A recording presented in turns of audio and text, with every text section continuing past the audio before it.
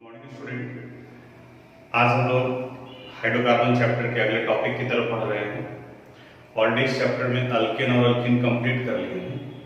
अब सिर्फ दो टॉपिक बचा हुआ है, अल्काइन और एरोमेटिक हाइड्रोकार्बन।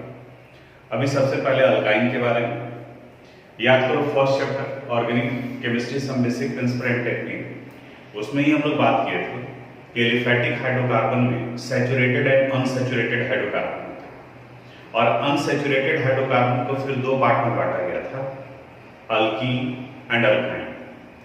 अल्काइन वैसे अनसैचुरेटेड हाइड्रोकार्बन को कहते हैं in which at least two carbon atoms are linked with triple covalent bond, यानी जहां दो कार्बन एटम के बीच में ट्रिपल कोवेलेंट बॉन्ड हो उन्हें हम लोग अल्काइन कहते हैं।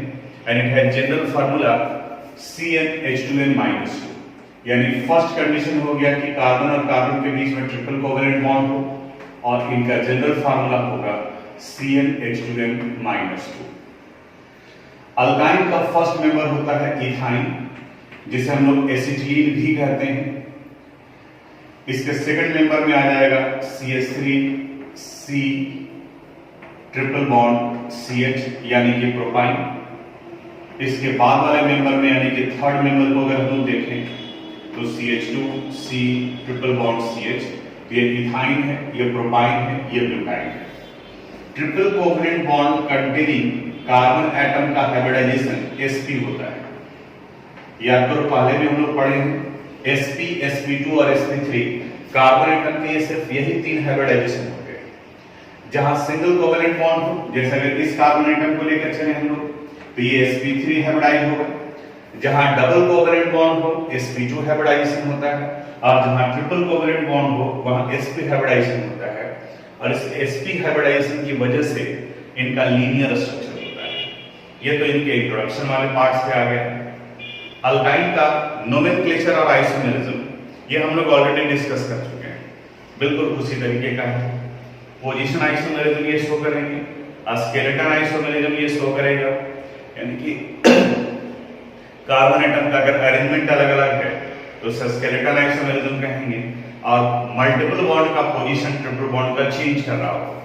जैसे यहाँ पर अगर हम लोग देखें तो ट्रिपल बॉन्ड यहाँ भी हो सकता है, यहाँ भी हो सकता है।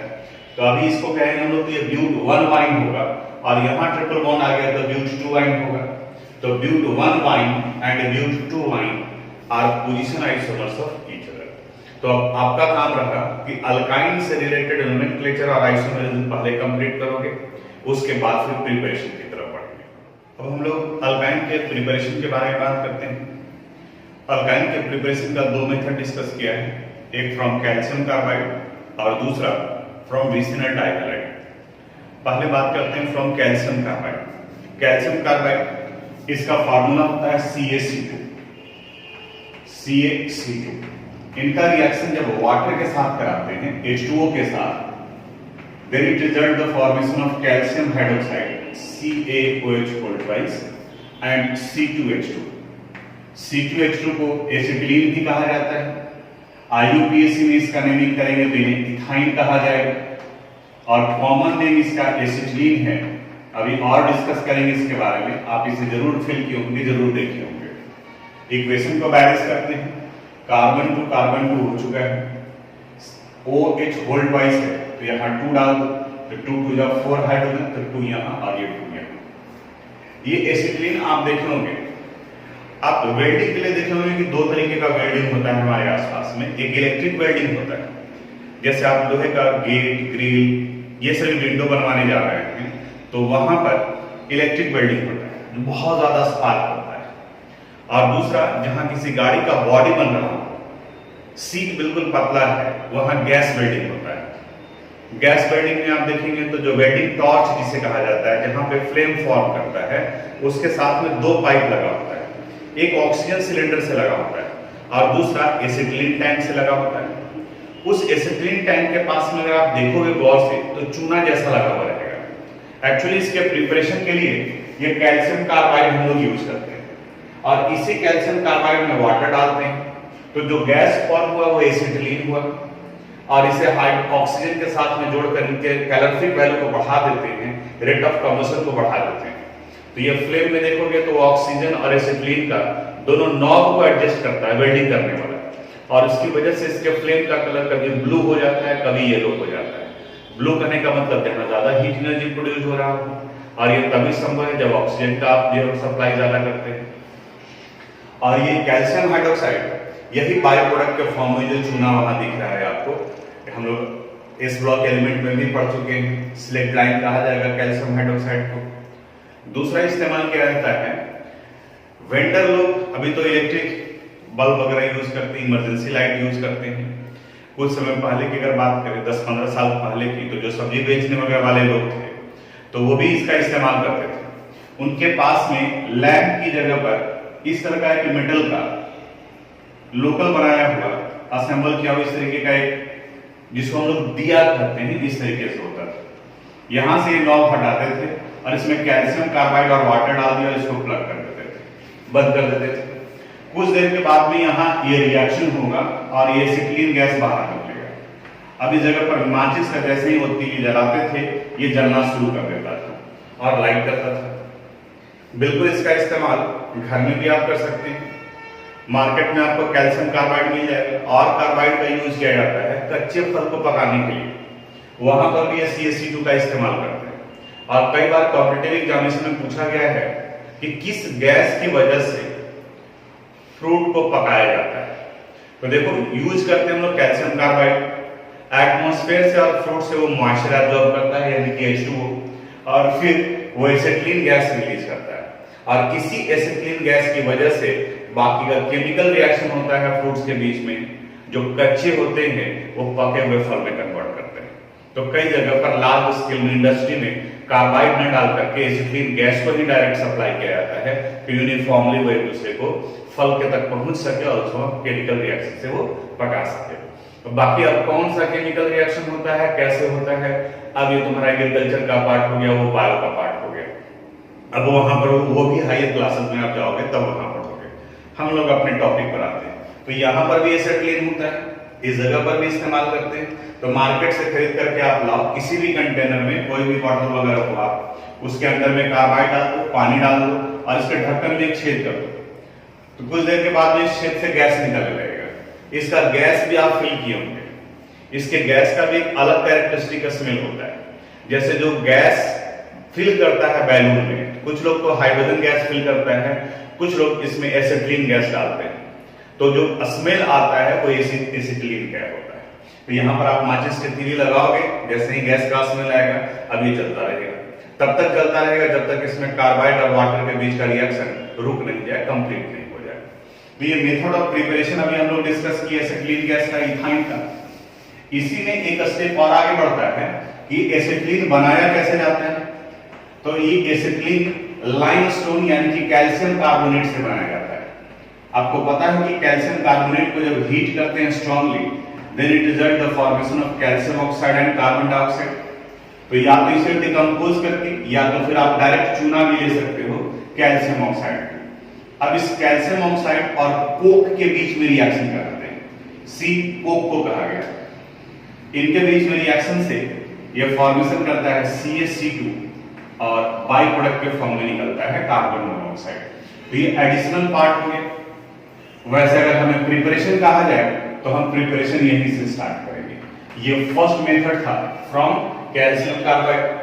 सेकेंड मेथड है फ्रॉम विसिनल डाइक्लाइड। विसिनल कहा जाता है जहां पर दोनों हैलोजन एटम एडजेसेंट पोजीशन पर लगा हुआ, जैसे HCl और Cl। इनका रिएक्शन जब अल्कोहलिक पोटेशियम हाइड्रोक्साइड के साथ कराते हैं, अल्कोहलिक इथेनोलिक भी कहा जाता है क्योंकि इथेनॉल भी अल्कोहल है, तो डीहाइड्रोहेलोजिनेशन होगा, यानी कि यहां से HCl बाहर निकलेगा। तो चूंकि सिमेट्रिकल है तो कहीं से भी हाइड्रोजन और हाइड्रोजन निकाल सकते हैं। मानकर चलते हैं कि यहां से एक हाइड्रोजन और यहां से एक Cl हटता है, तो जब यहां से एक हाइड्रोजन कम करोगे तो जो CH2 था उसकी जगह पर CH हो गया, यहाँ Cl, यहाँ डबल बॉन्ड और इस जगह पर CH2, क्योंकि यहाँ का क्लोरीन और यहाँ का हाइड्रोजन HCl के फॉर्म में बाहर निकला। अब इसे हम लोग अल्किनाइल क्लोराइड कहा जाता है, क्लोरोअल्कीन भी कह सकते हैं, क्लोरोइथीन। अब जब इनका रिएक्शन हम लोग कराते हैं सोडामाइड के साथ में, सोडामाइड यानी कि NaNH2, तो अब ये दो तरीके से रिएक्ट करता है NaNH2। ये Na पार्ट Cl के साथ रिएक्ट करेगा और ये बाहर निकलता है NaCl के फॉर्म में, और NH2 हाइड्रोजन के साथ रिएक्ट करता है और ये फॉर्म कर लेता है NH3 यानी कि अमोनिया का। तब देखो यहां से एक क्लोरीन और यहां से एक हाइड्रोजन निकल गया, तो बाकी का जो रेस्ट पार्ट बचा रह गया, अब ये आ गया CH ट्रिपल बॉन्ड और ये CH। तो ये 2 मेथड ऑफ प्रिपरेशन पढ़ना था हम लोगों को अल्काइन से रिलेटेड। यहाँ इक्वेशन दिया हुआ है, इसको आप अपनी कॉपी में नोट कर लीजिएगा। अल्काइन के मेथड ऑफ प्रिपरेशन के बाद में अब अल्काइन के प्रॉपर्टीज की तरफ बढ़ते हैं। पहले फिजिकल प्रॉपर्टीज बिल्कुल एकदम आइडेंटिकल है अल्केन और अल्कीन का जैसा है, क्योंकि ये भी हाइड्रोकार्बन ही है। यानी जैसे अल्कीन और अल्कीन वाटर में इनसॉल्युबल होता है, alkynes are also insoluble in water. ये reason, alkynes are organic compound और ऑर्गेनिक कंपाउंड ऑर्गेनिक सॉल्वेंट में सॉल्युबल होते हैं, like benzene, alcohol, ether and insoluble in water. यहां पर भी इनका melting and boiling point increase करेगा from lower member to higher member, या फिर कह सकते हैं दूसरे वे में कि on increasing the molecular mass its melting and boiling point increases. Physical state के बारे में बात करेंगे, इनके फिजिकल प्रॉपर्टीज के बारे में बात करें तो फर्स्ट 3 मेंबर यानी इथाइन, प्रोपाइन एंड ब्यूटाइन ये गैसेस स्टेट में होता है।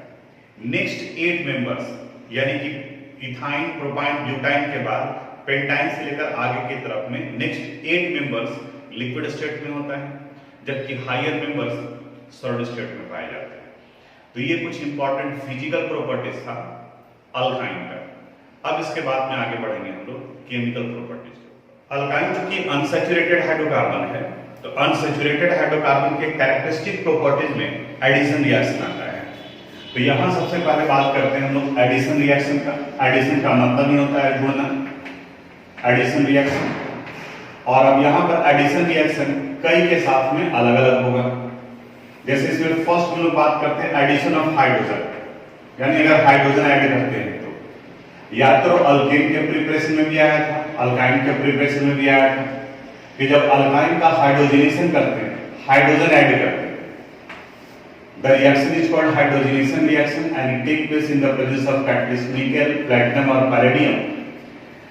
First it results the formation of alkene, यानी कि सबसे पहले ये अल्कीन का फॉर्मेशन करेगा, और फिर जब इस अल्कीन का हाइड्रोजनेशन कराते हैं, हाइड्रोजन ऐड करते हैं, तब ये कन्वर्ट कर जाता है अल्केन में, यानी ये कन्वर्ट कर गया इथेन में। तो इथाइन कन्वर्ट किया पहले इथीन में, और फिर इथीन के हाइड्रोजनेशन से फॉर्मेशन हुआ इथेन का, ये हाइड्रोजनेशन हुआ। अगर इसका हम लोग हैलोजनेशन कराते हैं, यानी हैलोजन ऐड करते हैं, तो हैलोजन कोई भी हैलोजन ले सकते हो, ब्रोमीन वाटर भी ले सकते हैं। यहां पर भी चूंकि एडिशन रिएक्शन हो रहा है, तो ये ब्रोमीन वाटर को डिक्लोराइज करेगा, यानी कि इस जगह पर पहले एक ब्रोमीन जुड़ेगा, यहां भी ब्रोमीन और इस जगह पर भी ब्रोमीन, यानी कि डाइब्रोमोअल्कीन बना। और फिर अगर ब्रोमीन ऐड करते हैं Br2, ये टेट्राब्रोमोअल्कीन का फॉर्मेशन करेगा। तो 1,1,2,2 टेट्राब्रोमो इथेन इस कंपाउंड को कहा जाएगा। यहां पर ये रेडिश ब्राउन होगा और ये कलरलेस होगा, यानी कि अल्कीन और अल्काइन दोनों ब्रोमीन वाटर को डिक्लोराइज करता है, because both are unsaturated hydrocarbon. इसलिए पिछले क्लास में हम लोग बात किए थे कि ब्रोमीन वाटर को डिक्लोराइज करना it is the test for unsaturation of hydrocarbon, यानी अनसैचुरेटेड हाइड्रोकार्बन को आइडेंटिफाई करने के लिए किया जाता है। तो फर्स्ट था एडिशन ऑफ हाइड्रोजन, सेकंड में हम लोग हैलोजन ऐड किए, थर्ड में हम लोग हाइड्रोजन हाइलाइट ऐड करते हैं, HX ऐड करते हैं। देखो कैसे होगा, जैसे अगर हम लोग इथाइन को लें CH, अभी ये सिमेट्रिकल है, अगर अनसिमेट्रिकल होगा तो मार्कोनिकोव रूल अप्लाई करेंगे। अभी ये सिमेट्रिकल है तो कहीं पर भी आप हाइड्रोजन और कहीं भी हैलोजन ऐड कर सकते हो। मान लीजिए यहाँ हाइड्रोजन और यहाँ हैलोजन ऐड कर दिए, तो ये बन गया CH2 double bond CH Cl। अब ये अनसिमेट्रिकल हो गया, क्योंकि इस डबल बॉन्ड के इस तरफ में 2 हाइड्रोजन और यहाँ पर 1 हाइड्रोजन। तो अब फिर फर्दर अगर आप हाइड्रोजन क्लोराइड ऐड करते हैं तो मार्कोनिकोव रूल अप्लाई होगा। मार्कोनिकोव कहता है कि the negative part of attacking reagent attach with that carbon atom which has less number of hydrogen. तो इसका HCl का नेगेटिव पार्ट Cl है, तो ये उस कार्बन एटम पर अटैच होगा जिसमें कम हाइड्रोजन है। तो कम हाइड्रोजन यहाँ CH के पास है, तो हाइड्रोजन यहाँ जुड़ा, यानी ये कन्वर्ट कर गया CH3 में, यहाँ CH, ये Cl और ये Cl। अब देखो ये विसिनल है या जेम है। डाइहाइड पिछले वीडियो में याद करिए, बताया था आपको, अगर दोनों हाइड्रोजन एडजेसेंट कार्बन पर तो उसे विसिनल फॉर्म कहा जाता है, और अगर एक ही कार्बन एटम पर ऊपर और नीचे हो तब इसे हम लोग जेम डाइहाइड कहते हैं। तो यहाँ ये फॉर्मेशन करता है जेम डाइहाइड का। अब आप में से कुछ लोगों को लगेगा कि आपके इथाइन लिए तब कोई अनसिमेट्रिकल लेंगे, तो अनसिमेट्रिकल के केस में भी जेम डाइहाइड का ही फॉर्मेशन होगा। जैसे यहाँ देखो, इस बार में हम लोग प्रोपाइन को लेकर चल रहे हैं। अब ये अनसिमेट्रिकल है, तो इसी जगह से मार्कोनी ऑफ रूल अप्लाई होगा। निगेटिव पार्ट Cl है, तो ये उस कार्बन से जुड़ेगा जहां कम हाइड्रोजन, इसके पास 1 हाइड्रोजन, इसके पास एक भी नहीं है, तो ये हाइड्रोजन यहां जुड़ेगा। अब इसके बाद में आ जाएगा CH3 C Cl double bond और ये CH2, यानी कि यहाँ क्लोरीन और इस जगह पर हाइड्रोजन। अब फिर अगर HCl का रिएक्शन कराते हैं हाइड्रोक्लोरिक एसिड का, तो क्लोरीन यहां जुड़ेगा और हाइड्रोजन यहां जुड़ेगा। तो अब इस कंडीशन में CH3 C Cl Cl और ये CH3, यानी कि देखो ये भी जेम डाइहाइड का फॉर्मेशन हुआ। तो विसिनल हो या डाइहाइड होगा, ये सिमेट्रिकल अनसिमेट्रिकल दोनों कंडीशंस में हमेशा जेम डाइहाइड का फॉर्मेशन होगा। विसिनल और जेम क्या बनेगा वो हम लोग यहाँ आइडेंटिफाई कर सकते हैं। तो ये addition of hydrogen, addition of hydrogen, ये हो गया एडिशन ऑफ हाइड्रोजन हैलाइड। और एक और एडिशन रिएक्शन है एडिशन ऑफ वाटर। आपको थोड़ा सा बुक भी पढ़ना चाहिए, और स्टेटमेंट जो लिखा हुआ है उसका रीडिंग डालोगे आप, और ये रिपीट होगा। ये जितना कुछ हम लोग अभी पढ़ रहे हैं ये हैलोअल्केन हैलोरीन फर्स्ट चैप्टर ही है, और फंक्शनल ग्रुप में कन्वर्सन हो रहा है। ये 12th क्लास में फंक्शनल ग्रुप है, तो वहां पर ये क्वेश्चन आपका आएगा नहीं आएगा। अब इस जगह पर कहता है कि डायरेक्ट वाटर में डिसॉल्व नहीं होता, इनसॉल्युबल, लेकिन अगर इनका रिएक्शन कराते हैं वाटर के साथ इन the presence of mercuric sulphate यानी कि HgSO4 and in the presence of sulphuric acid H2SO4, तो यहां पर ये ऐड होगा। H2O ऐड होता है H plus and OH minus, तो सिमेट्रिकल है तो कहीं पर भी आप डाल सकते हो। तो मान के चलो कि यहाँ हाइड्रोजन डाल दिया और यहाँ OH, तो ये हो गया डबल बॉन्ड H और ये OH। अब इसके बाद में यहाँ पर एक आइसोमेराइजेशन रिएक्शन होता है, बिल्कुल टाउटोमर के जैसा। टाउटोमर ही कर सकते हो आप आइसोमेराइजेशन, क्योंकि ये देखो अल्किनॉल का फॉर्मेशन हुआ, तो ये यहाँ का ये डबल बॉन्ड यहाँ शिफ्ट करेगा। तो जैसे ही ये शिफ्ट करेगा तो ये कार्बोनिल ग्रुप में कन्वर्ट कर गया और ये हाइड्रोजन यहाँ आ गया। तो आप या तो आइसोमेराइजेशन लिख सकते हैं या टाउटोमेराइजेशन लिख सकते हैं। तो अब क्या फॉर्मेशन होगा, CH3 हाइड्रोजन यहाँ आ गया, C इस जगह पर डबल बॉन्ड और ये H, यानी एल्डिहाइड बन गया। इसे कहा जाता है इथेनॉल। तो सिर्फ इथाइन के केस में एल्डिहाइड बनता है, इसके अलावा कोई भी आप अल्काइन लोगे तो हमेशा कीटोन का ही फॉर्मेशन होगा। जैसे अगर प्रोपाइन ही ले लेते हैं C ट्रिपल बॉन्ड CH और इनका फिर हाइड्रेशन कराते हैं, आप बुक में देखेंगे तो पूरा HgSO4 ना लिख करके इसकी जगह पर Hg2+ और H2SO4 में H+ बनता है, तो यहां पर H+ लिखा रहेगा। आपको जो याद रहे ये भी लिख सकते हैं। अब यहां पर देखो ये सिमेट्रिकल है unsymmetrical, unsymmetrical, Markovnikov of rule लगेगा। तो H2O का निगेटिव पार्ट है OH, तो OH कार्बन के साथ में अटैच होगा which contain less number of hydrogen, तो यहां इसके साथ में OH लगा डबल बॉन्ड और इस जगह पर आ गया CH2। अब जब इसका टाउटोमेराइजेशन कराएंगे तो फिर ये डबल बॉन्ड ऑक्सीजन के पास में शिफ्ट करेगा, यानी ये फॉर्मेशन कर लिया CH3 C double bond O और ये CH3। ये प्रोपेनोन और इसका कॉमन नेम होता है एसीटोन। कॉमन नेम भी बहुत ज्यादा पॉपुलर है, इसलिए इसको भी आप ध्यान में रखिएगा। तो ये एसीटोन का फॉर्मेशन हुआ कीटोन का।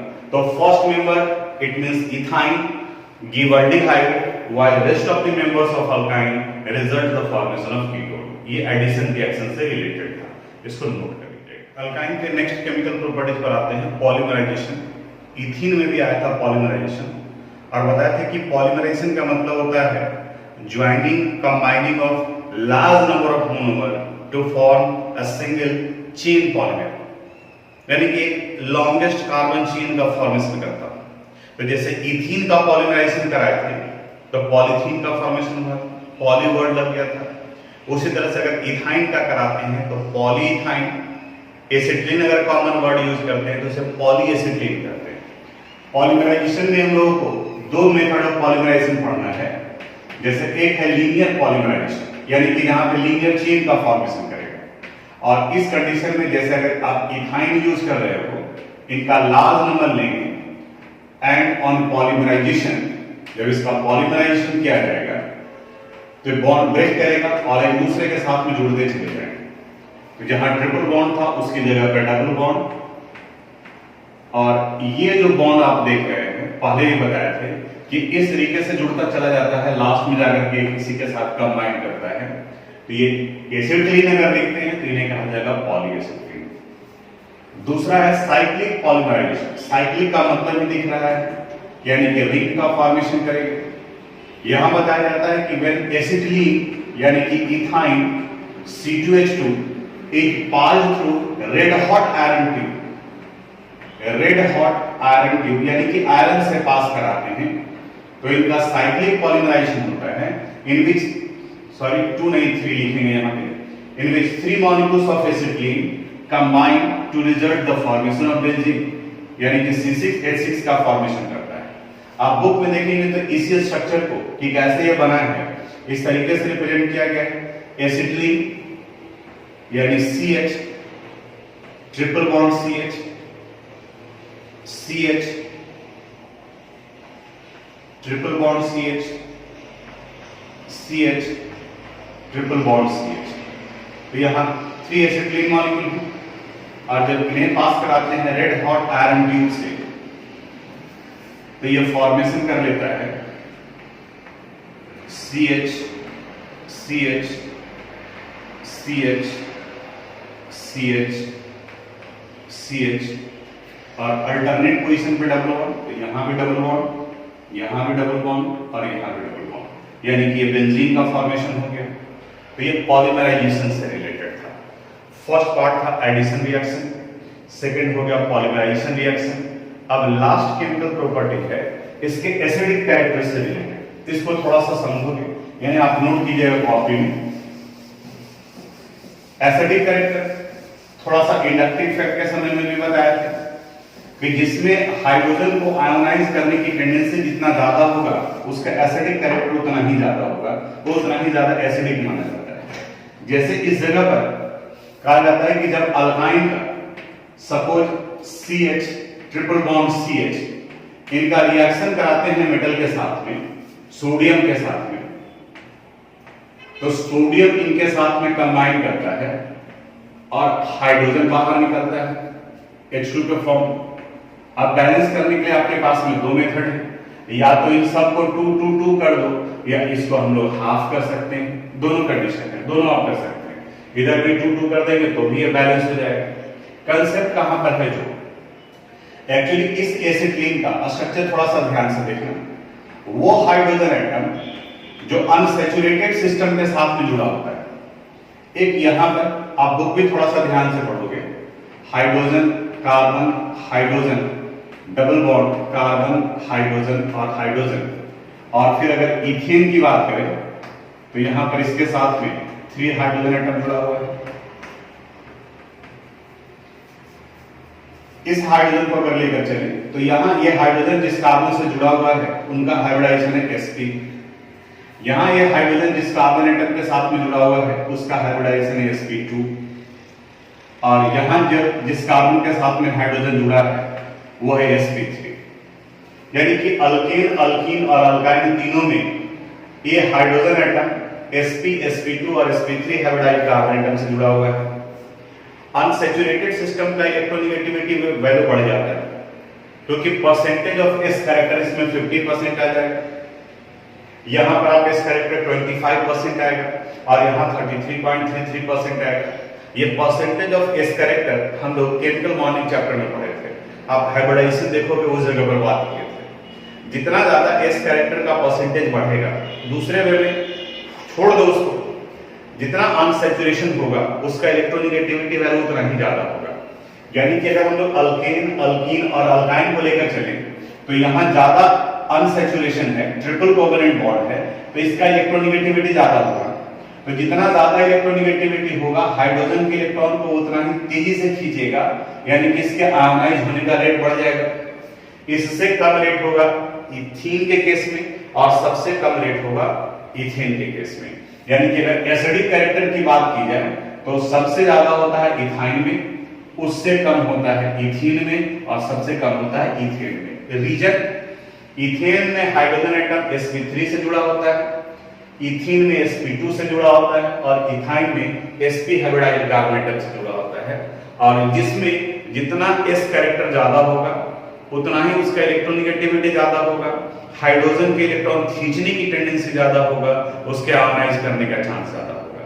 वहीं अगर दूसरे, तीसरे, चौथे मेंबर की बात करें तो lower member to higher member की तरफ में बढ़ने पर, चूंकि इथाइन में 2 ही कार्बन एटम है, इसके बाद अगर हम लोग प्रोपाइन की तरफ में बढ़ते हैं तो 2 sp हाइब्रिडाइल और एक sp3 आ गया, तब यहां पर इलेक्ट्रोनेगेटिविटी का इंपैक्ट घटेगा, यानी कि एसिडिक स्ट्रेंथ का वैल्यू डिक्रीज करेगा। तो इसे भी आप अपनी कॉपी में नोट कर लीजिएगा। ये इतना कुछ अल्काइन से रिलेटेड था। अब एक क्लास और बाकी रह गया। आप में से कुछ लोग मैसेज भी किए थे कि सर थोड़ा सा जल्दी से एग्जामिनेशन है, जल्दी में सिर्फ सिलेबस कंप्लीट कराना तो मेरे लिए और आसान हो जाएगा, फुर्सत मिल जाएगा जल्दी। लेकिन आप कितना डाइजेस्ट कर पाते हैं ये भी मायने रखता है। तो एक क्लास और एरोमेटिक हाइड्रोकार्बन का, वहां ये पूरा कंप्लीट हो जाएगा आपका सिलेबस। तो यहां तक आप कंप्लीट कर लीजिएगा, बाकी अब अगले वीडियो में बात करेंगे। Thank you.